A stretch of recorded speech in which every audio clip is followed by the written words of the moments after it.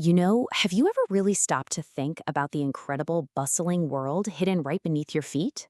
It's like this secret kingdom filled with tiny workers who are always busy keeping our world green and growing. Today, we're going to dig into the story of one of the garden's most surprising and most important heroes. So can a little worm really be a superhero? It sounds kind of silly, right? But the answer is a massive yes. So how exactly does a small, wriggly creature with no arms, no legs, not even any eyes, manage to save an entire garden? Well, that's exactly what we're here to find out.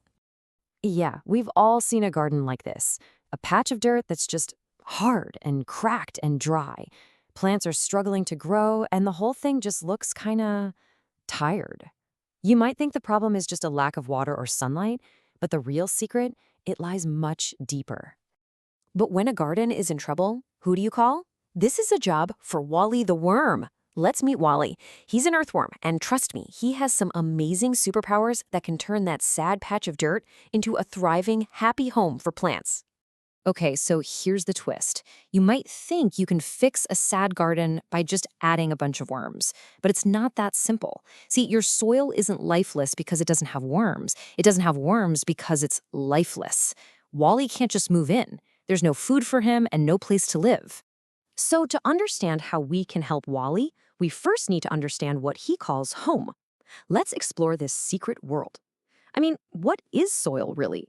It's so much more than just dirt. It's a complex and living mixture of all kinds of different ingredients. Healthy soil is basically a recipe. Almost half of it is minerals, things like sand, silt, and clay. Then you've got about a quarter air and a quarter water, which are totally vital. Now, what's really interesting here is that tiny 5% slice for organic matter. It might look small, but for Wally and the garden, it is absolutely everything. So what is this magical stuff? Well, organic matter is the all-you-can-eat buffet for worms. It's the life of the soil. It's the food source not just for worms, but for a whole universe of tiny creatures like bacteria and fungi. Without this buffet, the soil is just a sterile mix of rock and water, and poor Wally would starve. So, once Wally has food to eat, he can finally get to work and unleash his incredible superpowers. And he's not just eating, he's completely re-engineering the entire neighborhood, turning a barren wasteland into what's basically a five-star hotel for plants. So what are Wally's superhero moves? First, he munches on all that delicious organic matter. As he moves, he tunnels through the soil, creating this network of tiny subways that let air and water travel deep underground. And the most amazing part? He fertilizes as he goes, leaving behind little packages called castings. All of this helps plants grow strong, healthy roots. And we're not talking about just any fertilizer here. This stuff is pure gold for plants. Worm castings are packed with nutrients in a form that plants can easily use. I mean, just look at those numbers. They can contain 5 times more nitrogen and 7 times more phosphorus than the soil around them. That is some serious super poop. And this really shows the difference Wally makes. On the left, you've got that sad, hard soil where water just puddles or runs off.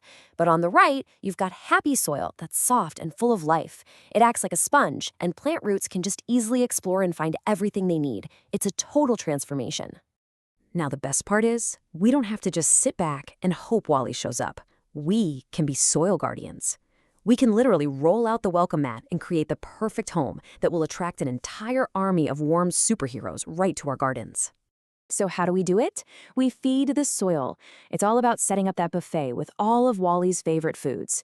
We're talking compost, fallen leaves, grass clippings, even things like shredded cardboard and old manure. Wally and his friends are not picky. You just need to lay this feast on top of the soil, and they'll do the rest. And this leads to a really important idea. A lot of gardeners think they need to dig and till their soil all the time. But every time you do that, you're actually destroying that amazing network of tunnels that Wally and his friends worked so hard to build. By simply adding that organic matter to the top and digging as little as possible, you let the true experts do the work for you.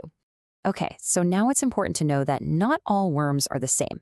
Wally has a whole family of cousins, and each one has a special job. But as we're about to see, there's also an imposter in the neighborhood we need to watch out for. Right, so let's meet the good worms. There are three main types. You've got your surface dwellers, like red wigglers, who are the absolute champions of the compost pile. Then there are the topsoil dwellers, who make all these horizontal burrows just below the surface. And finally, you've got the deep diggers, or night crawlers, who make those super deep vertical tunnels that are awesome for drainage. They all work together as a team. But, not every wiggly creature is a friend. There's a new worm on the block, an invasive species known as the Asian jumping worm. And let me tell you, it's a real troublemaker, a genuine garden villain. So how do you spot this imposter? Well, while Wally moves like a typical worm, these jumping worms thrash around like a wild snake. Instead of building healthy soil, they just devour all the food on the surface, leaving nothing for anyone else. Their castings are dry and look like coffee grounds, and their band is a very distinct milky white color that goes all the way around their body. By learning about Wally, his friends, and his foes, we can take the right steps to make our gardens thrive. We can become soil superheroes ourselves just by creating the perfect conditions for these amazing creatures to do their absolute best work.